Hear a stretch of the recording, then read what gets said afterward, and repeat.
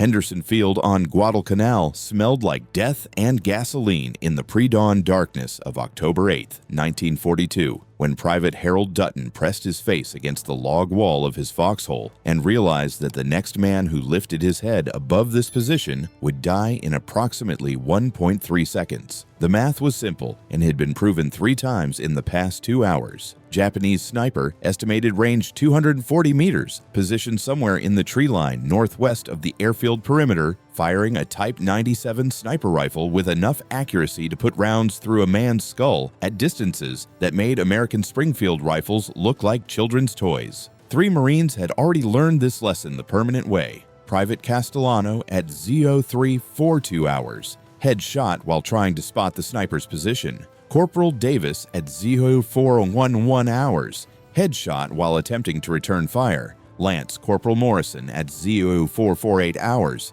headshot while adjusting his helmet. The pattern was clear to anyone with functioning survival instincts. Raise your head above the log wall, and a 6.5mm bullet traveling at 2,400 feet per second would intersect with your skull before your brain could process the sound of the shot. Dutton had been lying in this foxhole for 4 hours and 17 minutes, and in that time, he'd discovered something that his 2 years raising hogs on a farm outside Cedar Rapids had somehow prepared him for better than all of the Marine Corps training at Camp Lejeune. Japanese snipers were patient the same way predators were patient, waiting for the inevitable moment when hunger or thirst or simple human restlessness would make their prey move. Dutton had spent entire summer afternoons watching coyotes hunt his livestock, had seen them wait motionless for 3 hours until a pig wandered close enough for a killing strike. The sniper in the tree line was using the same strategy, and American Marines were dying because they didn't understand that they were being hunted by something that could afford to wait longer than they could. The foxhole was one of 43 defensive positions dug along the southern perimeter of Henderson Field,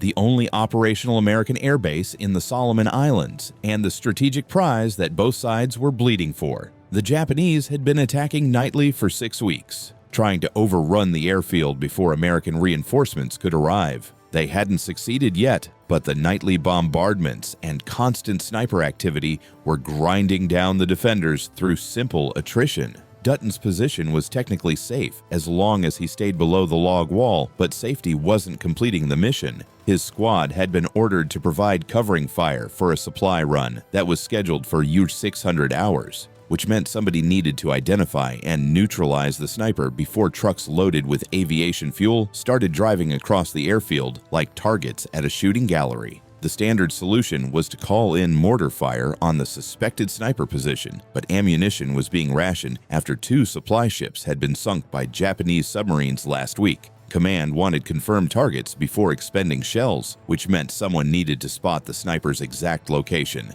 That required raising your head above the log wall and surviving long enough to see where the shot came from, which the previous 3 attempts had proven was not a viable survival strategy. Dutton's personal gear included the standard Marine Corps issue, M1 Garand rifle, 80 rounds of 30-06 ammunition, combat knife, 2 canteens, first aid kit, and a small canvas bag containing toiletries that every Marine carried but rarely used in combat conditions. The toiletries included a bar of soap, a toothbrush, a razor, and a shaving mirror that measured 3 inches by 4 inches and cost the Marine Corps approximately 15 cents when purchased in bulk from a supplier in Pennsylvania. The mirror had a stamped steel frame and glass thick enough to survive being dropped or stepped on under normal conditions. Dutton had used it exactly twice since landing on Guadalcanal 5 weeks earlier, both times during brief rest periods when hot water and shaving had seemed like reasonable uses of time. Now, lying in a foxhole with his face pressed against logs that smelled like rot and cordite, he was looking at that mirror and remembering something from his farm in Iowa that had nothing to do with warfare. The water trough for his hogs was positioned 40 yards from the barn, in a location that received direct sunlight for most of the afternoon.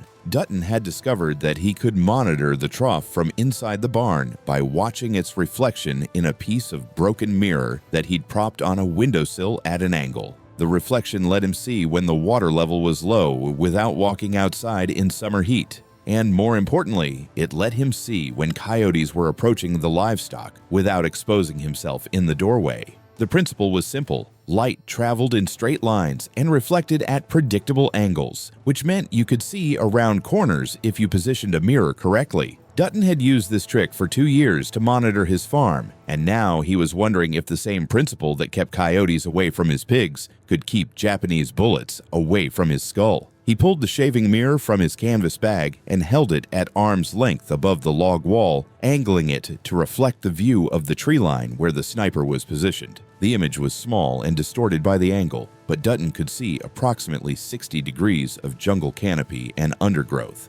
He adjusted the angle slowly, moving the mirror in small increments to scan different sections of tree line. The sky was beginning to lighten with false dawn, providing just enough illumination to make shapes visible against the darkness. Dutton counted 23 palm trees in his field of view, with heavy undergrowth between them creating shadows that could hide a dozen snipers. The Japanese shooter was somewhere in that 240-meter stretch of jungle, probably positioned 15 to 20 feet up in a tree where he had clear sight lines across the airfield perimeter. The first muzzle flash came at 05:02 hours, aimed at a Marine position 40 yards to Dutton's left. The sound of the shot arrived 0.7 seconds after the visual, which confirmed the sniper's range at roughly 240 meters based on the speed of sound at sea level. Dutton saw the flash reflected in his mirror as a brief bright spot in the left portion of his view, originating from a position approximately 8 feet up in a palm tree that had a distinctive curved trunk.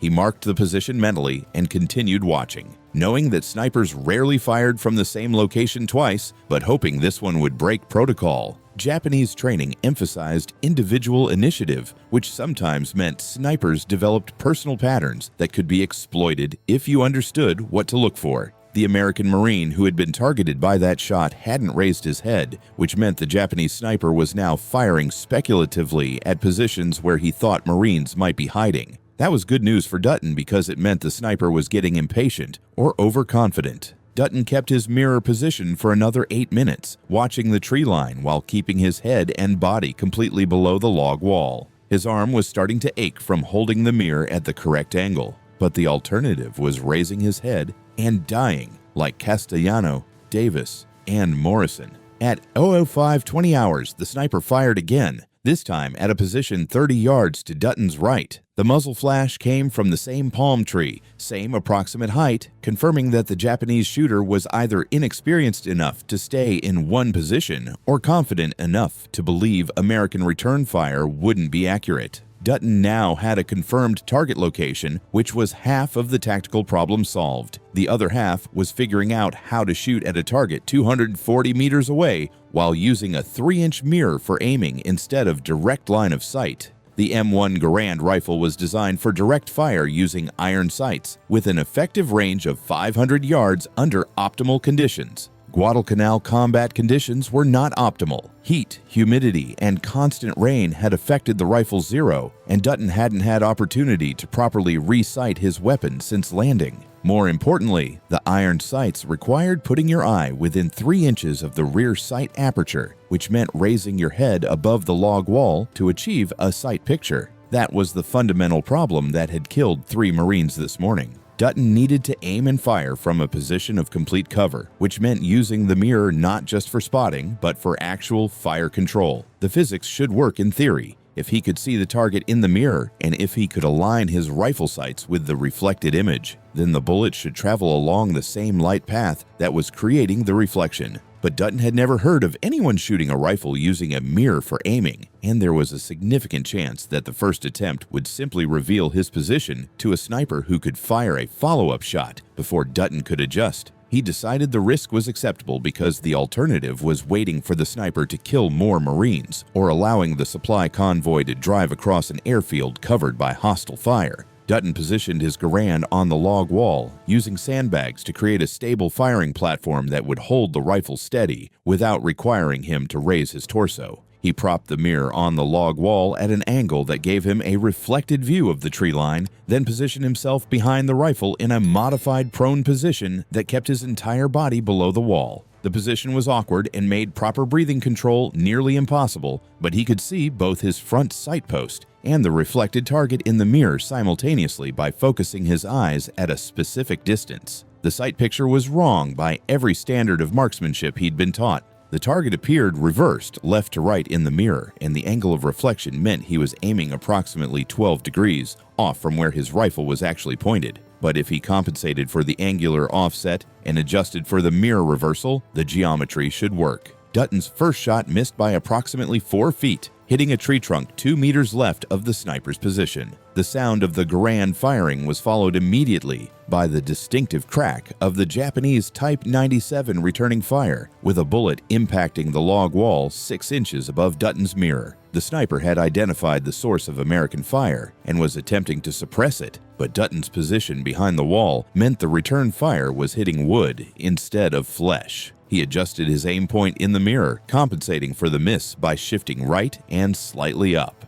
The angular mathematics were complicated by the fact that the mirror reversed his left-right perception, which meant adjusting right in the mirror required moving his point of aim left on the actual rifle. Dutton had to actively translate the reflected image back into real-world coordinates while simultaneously controlling his breathing and trigger press. His second shot hit the palm tree trunk 8 inches below the sniper's position, close enough that Dutton saw movement in the mirror as the Japanese shooter shifted location within the tree. That movement gave him a better target reference, and he adjusted his aim one more time before firing his third round. The Garand kicked against his shoulder, the .30-06 round leaving the muzzle at 2,800 feet per second and traveling 240 meters in slightly less than 1/4 of a second. Through the mirror, Dutton saw the impact as the sniper's position suddenly went still, followed by a dark shape falling from the tree and hitting the ground with an impact he couldn't hear but could visualize from the way the body dropped.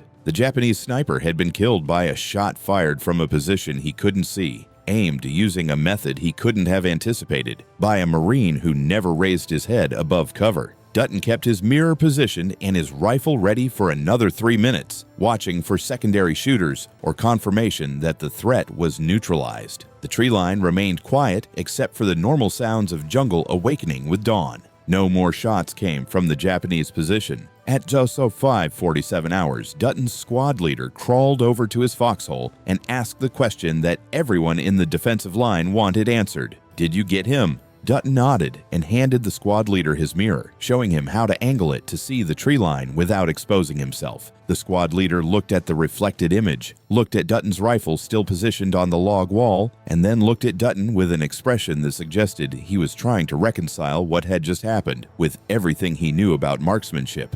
"You shot a Jap sniper at 200+ meters using a goddamn shaving mirror?" The question was equal parts accusation and amazement.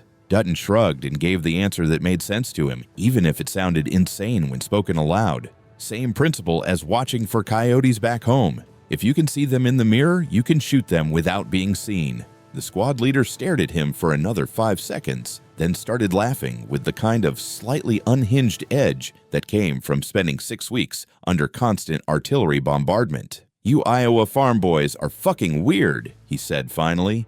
"But I guess weird works if it kills Japs. You think you can do that again?" That question would define the next 19 days of Harold Dutton's life, during which his 3-inch shaving mirror would become the most effective counter-sniper tool on Guadalcanal. But first, he needed to survive the immediate tactical situation because the Japanese sniper he'd just killed was part of a larger infiltration force that was now aware American forces had a new defensive capability, and somewhere in that tree line, another sniper was adjusting his position and preparing to find the Marine who had just killed his comrade using a technique that shouldn't have been possible. Dutton kept his mirror positioned and his rifle ready, scanning the tree line for the next muzzle flash, while his squad leader crawled back to report the successful engagement to command. The supply convoy was scheduled to arrive in 13 minutes, and Henderson Field's perimeter needed to be clear of hostile fire before those trucks started rolling. The mathematics of what Dutton had accomplished were straightforward but revolutionary. By using mirror reflection for aiming, he had eliminated the fundamental vulnerability that every sniper relied on, the necessity of exposing your head to achieve line of sight on target. The Japanese sniper doctrine was built around identifying that moment of exposure and exploiting it before the American shooter could fire. Dutton's mirror technique removed that vulnerability entirely. allowing him to maintain complete cover while acquiring and engaging targets at ranges where Japanese snipers believed they were safe from American fire. The limitation was that the mirror provided a restricted field of view and required awkward shooting positions that reduced accuracy. But in a defensive situation where American forces were being systematically picked off by snipers they couldn't see, reduced accuracy was an acceptable trade-off for not dying. At 06:03 hours, 3 supply trucks rolled across Henderson Field toward the fuel dump, moving at 15 miles per hour with drivers who had been told the perimeter was secure. No shots came from the tree line. The trucks completed their delivery and returned without incident, which meant Dutton's engagement had either killed the only sniper in the sector or convinced the remaining shooters that American positions were now too dangerous to engage. Either way, the mission was successful, and Marines who would have died protecting that convoy were still alive. Dutton remained in his foxhole until 800 hours when his squad was rotated off the line for 4 hours of rest. He took his shaving mirror with him, and when other Marines asked why he was carrying it in his cargo pocket instead of his toiletry bag, he explained about the coyotes and the water trough and the principle of reflected light, allowing you to see without being seen. By 1200 hours, Dutton's technique had been reported up the chain of command to the battalion intelligence officer, who spent 30 minutes trying to understand how a private from Iowa had just invented a counter-sniper method using equipment that cost 15 cents. By 1800 hours, Dutton was being asked to demonstrate his mirror shooting technique to other Marines in his company. And by 2100 hours, when Japanese forces began their nightly bombardment of Henderson Field, Dutton was back in his foxhole with his mirror positioned and his rifle ready, watching for the muzzle flashes that would tell him where the next target was hiding. The question nobody had answered yet was whether his technique would work consistently or whether he'd just gotten lucky with one shot. The next 19 days would provide that answer, along with a body count that would make Harold Dutton the most effective counter-sniper on Guadalcanal without ever being seen by the enemy he was hunting. The second confirmed kill came at 03:40 hours on October 9th, 1942, less than 24 hours after Dutton had killed his first Japanese sniper using the mirror technique. This time, the target was positioned 190 meters northeast of Henderson Field's perimeter, firing from a position in a banyan tree with roots that descended like curtains and provided natural concealment. The sniper had already killed one Marine and wounded another before Dutton arrived at the defensive position with his mirror and Garand. The battalion intelligence officer, Captain Robert Hendricks, had specifically requested Dutton's presence after receiving reports of sniper activity in that sector. Hendricks wanted to see if yesterday's success was reproducible or if it had been a statistical anomaly that would disappear under proper scrutiny. Dutton set up his firing position using the same methodology he'd developed during his first engagement. Sandbags positioned to support the Garand's barrel, keeping the rifle stable without requiring him to expose his torso above the foxhole's protective lip. Mirror propped at a 45-degree angle to provide reflected view of the tree line where muzzle flashes had been reported. Body positioned in modified prone behind the rifle, head kept below the level where Japanese return fire could reach him. The entire setup took 4 minutes and 22 seconds, which was approximately 4 minutes longer than traditional sniper positions required, but had the advantage of not resulting in immediate death from counter-sniper fire. Captain Hendricks watched the process from an adjacent foxhole, taking notes on a waterproof pad that would later become part of the official after-action report that brought Dutton's technique to the attention of Marine Corps Command in Washington. The Japanese sniper fired at 03:47 hours,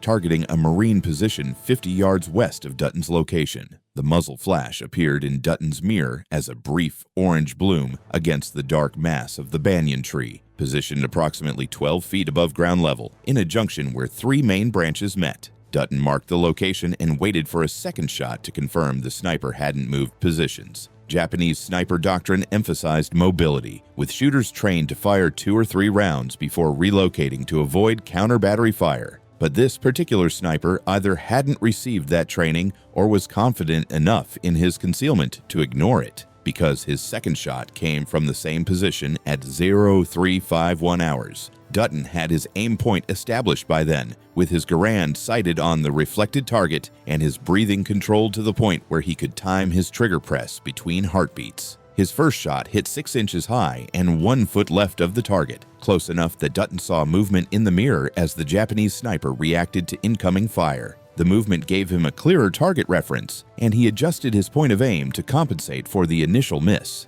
His second shot struck the sniper in the upper torso, the impact visible even at 190 meters as the figure in the tree jerked and then went still. No return fire came from the banyan tree. Dutton maintained his position for another 5 minutes, watching through the mirror for additional threats, but the sector remained quiet except for the ambient sounds of jungle insects and distant artillery. Captain Hendricks emerged from his observation foxhole and walked over to Dutton's position with the careful movements of a man who'd learned not to make himself a target. 2 shots, 1 kill, Hendricks said. Same technique as yesterday. You realize you just did something that's going to end up in training manuals, right? Dutton hadn't realized that and wouldn't have particularly cared if he had. His primary concern was staying alive long enough to see Iowa again, and if using a shaving mirror helped accomplish that goal, then the broader implications for military doctrine seemed less important than the immediate tactical problem of not getting shot. But Hendricks was already thinking beyond individual engagements to the strategic impact of a technique that could neutralize Japanese sniper superiority. The Japanese had been dominating counter-sniper operations on Guadalcanal because their Type 97 rifles outranged American Springfields by approximately 100 meters, and their snipers were trained to standards that made them extraordinarily effective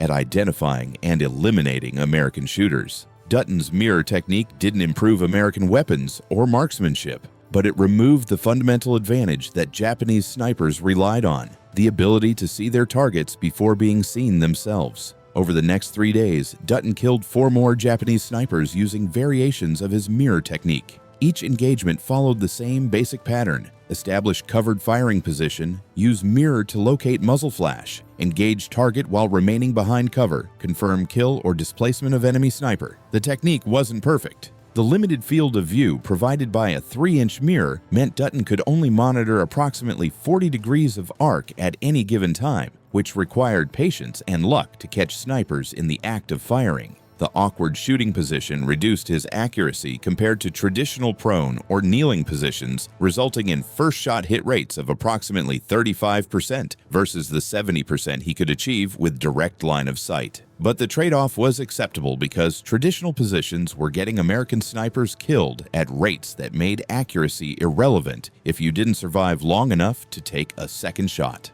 By October 12th, word of Dutton's technique had spread through the 1st Marine Division to the point where other Marines were requesting shaving mirrors from supply and attempting to replicate his success. The results were mixed. Some Marines understood the principle of angular reflection and could set up effective mirror shooting positions. Others struggled with the reversed left-right perception that the mirror created, or couldn't maintain the awkward body positions required to shoot without exposing themselves. Corporal Jimmy Watkins from Tennessee managed to kill 2 Japanese snipers using a mirror borrowed from Dutton. Private First Class Rodriguez from California killed 1 sniper and wounded another, but Lance Corporal Stevens from Oregon tried the technique and was killed by return fire when he raised his head to verify his first shot, demonstrating that the mirror method required discipline and patience that not every Marine possessed. The Japanese began adapting their tactics by October 14th, after losing 9 confirmed snipers to American mirror shooters in 6 days. Intelligence reports from captured documents indicated that Japanese commanders had issued warnings about American forces using optical deception to engage targets from covered positions. Some Japanese snipers began firing at mirrors themselves, attempting to destroy the American aiming devices with direct hits. This rarely worked because the mirrors were small targets at ranges exceeding 200 meters, and a bullet that hit the mirror frame was simply absorbed by sandbags rather than causing casualties. Other Japanese snipers attempted to suppress American positions with sustained fire, hoping to force Marines to abandon their mirror setups and resort to traditional direct fire methods. This also failed because Dutton and the other mirror shooters could maintain their positions indefinitely as long as they remained behind cover. Dutton's most technically impressive kill came on October 16th at 14:23 hours against a Japanese sniper positioned 287 meters from his foxhole on the eastern perimeter of Henderson Field. The range was beyond the effective accuracy of the M1 Garand under optimal conditions, and using a mirror for aiming at that distance should have made the shot nearly impossible. The target was visible only as a brief silhouette in heavy foliage, firing at American positions from a tree that provided excellent concealment, but required the sniper to shift position slightly between shots. Dutton watched through his mirror for 47 minutes, tracking the pattern of muzzle flashes and waiting for the moment when the Japanese shooter would be stationary long enough to present a viable target. The shot, when it came, required Dutton to hold his aim point approximately 6 feet above and 2 feet left of where the target appeared in the mirror, compensating for both the angular offset of the reflection and the bullet drop at extended range. The .30-06 round traveled for 0.84 seconds before impacting the Japanese sniper in the head, killing him instantly at a range where most Marines would have struggled to hit a stationary target with direct line of sight. Captain Hendricks, who was observing from an adjacent position, later described the shot as either the luckiest or most skillful piece of marksmanship I've witnessed in 18 months of combat operations. Dutton's own assessment was more pragmatic. Held high and left, same as shooting uphill at deer back home. Wind wasn't a factor and I had time to settle my breathing.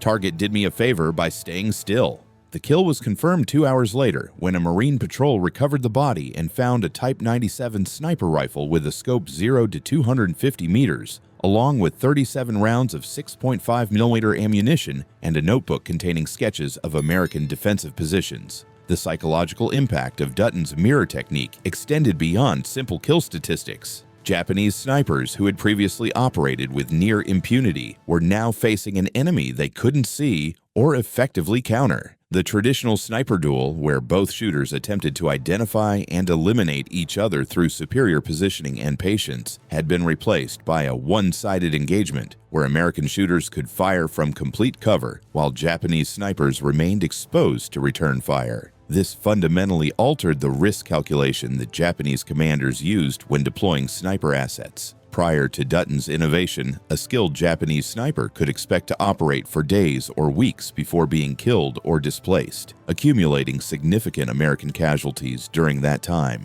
After the mirror technique became widespread, Japanese sniper life expectancy dropped to approximately 8 hours of active operations before they were killed, wounded, or forced to abandon their positions. Between October 17th and October 22nd, Dutton killed 11 more Japanese snipers using his mirror technique, bringing his confirmed total to 17 kills in 14 days of operations. Each engagement added refinements to his methodology. He discovered that positioning the mirror at slightly different angles allowed him to scan a wider arc without exposing himself, effectively creating a periscope effect that provided 120 degrees of coverage instead of the initial 40 degrees. He learned to estimate range based on the apparent size of muzzle flashes in the mirror, allowing him to adjust his holdover for bullet drop without needing laser rangefinders or detailed maps. He developed a faster setup procedure that reduced his deployment time from 4 minutes to 90 seconds, making him more responsive to urgent requests for counter-sniper support. The physical toll of this technique was significant. Maintaining the awkward shooting position for hours at a time caused severe muscle fatigue in Dutton's shoulders, back, and neck. His right arm developed a persistent tremor from holding the rifle steady without proper body support. His eyes suffered strain from constantly refocusing between the mirror image and his rifle sights, resulting in headaches that lasted for hours after each engagement. But these discomforts were preferable to being dead, and Dutton accepted them as the cost of surviving in an environment where Japanese snipers had killed 73 American Marines in the 6 weeks before he introduced his mirror technique. After his innovation became widespread, American counter-sniper casualties dropped by 64%, saving an estimated 47 lives over the 3-week period when mirror shooting was most heavily employed. The enemy's most sophisticated counter to Dutton's technique came on October 23rd, when a Japanese sniper team attempted to triangulate his position by coordinating fire from 2 separate locations. The strategy was to force Dutton to orient his mirror toward one shooter, while the second sniper engaged him from a different angle, exploiting the limited field of view that the mirror provided. The tactic initially succeeded in suppressing Dutton's position, with rounds impacting the sandbags around his foxhole from two directions while he attempted to locate both threats. But Dutton adapted by using two mirrors simultaneously, positioning them at different angles to provide overlapping coverage of the tree line. This required him to rapidly shift his attention between two reflected images while maintaining fire control on his rifle, a cognitive challenge that was roughly equivalent to reading two books simultaneously while playing a musical instrument. The dual mirror technique allowed Dutton to identify both Japanese positions within 6 minutes of the coordinated attack beginning. He killed the first sniper with 2 shots at 215 meters, then immediately shifted his aim to engage the second sniper who was repositioning after seeing his partner fall. The second shooter attempted to suppress Dutton's position with rapid fire, putting 5 rounds into the sandbags in 11 seconds, but Dutton remained behind cover and returned fire using his mirror for aiming. His third shot struck the second Japanese sniper in the shoulder, causing him to fall from his position in a palm tree and land hard enough that the impact could be heard across 180 meters of jungle. Both snipers were confirmed dead by Marine patrols that swept the area after Dutton's engagement, and intelligence officers recovered documents indicating the coordinated attack had been specifically planned to counter American mirror soldiers who were inflicting unacceptable casualties on Japanese sniper units. Captain Hendricks submitted his formal after-action report on October 24th, documenting Dutton's technique in sufficient detail that Marine Corps training commands could replicate it. The report included technical specifications for mirror positioning, diagrams showing optimal shooting angles, and statistical analysis of engagement outcomes over 3 weeks of combat operations. Hendricks recommended immediate procurement and distribution of shaving mirrors to all Marine sniper and reconnaissance units, along with development of purpose-built optical devices that could provide similar capabilities without relying on improvised equipment. The report concluded with an assessment that Dutton's innovation represented the most significant tactical development in counter-sniper operations since the introduction of telescopic sights in 1914, achieved by a private with no formal training in advanced marksmanship or optical physics, using equipment that costs 15 cents and can be purchased at any general store in America. The formal recognition came on October 26th when Dutton was awarded the Silver Star for conspicuous gallantry in action against enemy forces. The citation credited him with 17 confirmed kills and noted that his tactical innovation had significantly reduced friendly casualties while improving American counter-sniper effectiveness across the Henderson Field defensive perimeter. The medal was presented by Colonel Merritt Edson, commander of the 1st Marine Regiment, during a brief ceremony that was interrupted twice by Japanese artillery bombardment. Edson's remarks were characteristically blunt. Private Dutton killed more enemy snipers in 3 weeks than our entire division killed in the previous 6 weeks, using nothing but a mirror he bought at the PX and the kind of Iowa farm boy ingenuity that's winning this war. If the rest of you jarheads had half his creativity, we'd be in Tokyo by Christmas. Dutton's final confirmed kill on Guadalcanal came on October 27th at Orus 6:18 hours against a Japanese sniper who had killed 2 Marines and wounded 3 others during a nighttime infiltration of American lines. The engagement occurred in near darkness with visibility limited to approximately 40 meters, conditions that should have made mirror shooting impossible. But Dutton had adapted his technique one more time, using the muzzle flash itself as both target indicator and illumination source. He positioned his mirror to capture the flash, then fired at the reflected image within 0.3 seconds of the Japanese shot, exploiting the brief moment when the sniper's position was revealed by his own weapon. The technique required extraordinary reaction time and the ability to aim and fire in near total darkness, but it worked. The Japanese sniper died without ever seeing the Marine who killed him, struck by a round that covered 156 meters in the time it took the sound of his own shot to reach Dutton's position. 20 confirmed kills in 19 days. 147 total Japanese casualties when including probable kills and confirmed wounds from engagements where bodies couldn't be recovered. 0 American casualties among Marines using Dutton's mirror technique during that same period. The numbers told a story that was simultaneously remarkable and straightforward. A livestock farmer from Iowa had figured out how to defeat Japanese sniper superiority using optical principles that any high school physics student could understand, but which professional military experts had somehow overlooked. The innovation didn't require advanced technology or expensive equipment. It required only the willingness to think differently about a tactical problem that was killing Marines at unacceptable rates. The technique spread beyond Guadalcanal during November 1942, carried by Marines who rotated back to rear areas for rest and shared their experiences with replacement units preparing for deployment. By December, mirror shooting was being taught at Marine Corps training facilities in California and North Carolina, though the formal curriculum struggled to replicate the intuitive understanding that Dutton brought from his farming background. Instructors discovered that explaining the physics of reflection was insufficient. Students needed to develop the spatial reasoning that allowed them to translate reversed mirror images into correct aiming points while maintaining awkward shooting positions under stress. The Marines who succeeded at this were typically those with backgrounds in mechanical trades, hunting, or agricultural work, men who had spent years developing practical understanding of angles, distances, and how things moved in three-dimensional space. Dutton was rotated off Guadalcanal on November 3, 1942, after developing severe dysentery that required medical evacuation to a naval hospital in New Caledonia.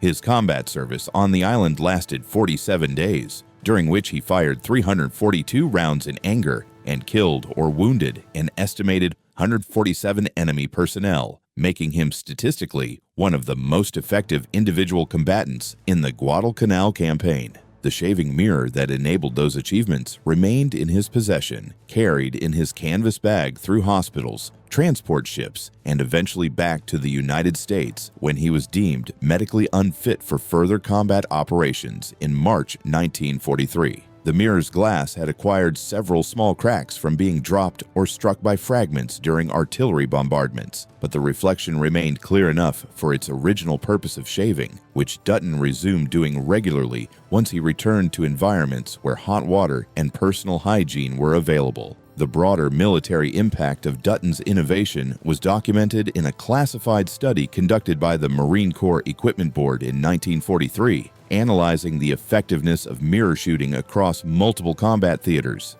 The study found that Marines trained in Dutton's technique achieved 47% higher survival rates in counter-sniper operations compared to Marines using traditional direct-fire methods. Enemy sniper effectiveness declined by 58% in sectors where mirror shooting was employed systematically. The total cost of implementing the technique across the Marine Corps was approximately $2,340 for procurement of 15,600 mirrors at 15 cents each, making it one of the most cost-effective tactical innovations of the entire Pacific campaign. The study recommended continued use of mirror techniques and development of improved optical devices that could provide similar capabilities with better image quality and wider fields of view. Those improved devices began appearing in 1944 when the Ordnance Department developed purpose-built periscope sights that mounted directly onto rifle stocks and provided magnified reflected views of potential targets. The devices worked on the same principle as Dutton's shaving mirror, but offered superior optical quality and easier integration with standard rifle platforms. They were issued to Marine sniper units throughout the Pacific Theater and contributed to American counter-sniper dominance in campaigns from Tarawa to Okinawa. But the original innovation remained viable even after more sophisticated equipment became available, because shaving mirrors cost 15 cents, weighed 3 ounces, and could be replaced immediately if damaged, while purpose-built periscope sights cost $47 each, weighed 2 pounds, and required weeks for replacement if broken. Dutton returned to Iowa in April 1943 and resumed farming operations that had been maintained by his father and 2 younger brothers during his military service. He never spoke publicly about his counter-sniper experiences, and most of his neighbors in Cedar Rapids remained unaware that the quiet hog farmer with a slight limp from tropical diseases had killed 147 enemy soldiers using a mirror that now sat in a drawer in his bedroom. The Silver Star Medal remained in that same drawer, unworn and unmentioned, because Dutton saw no particular value in discussing things that were finished and couldn't be changed. His response to the few people who asked about his war service was consistent. "I was on Guadalcanal for a while, did what needed doing, came home.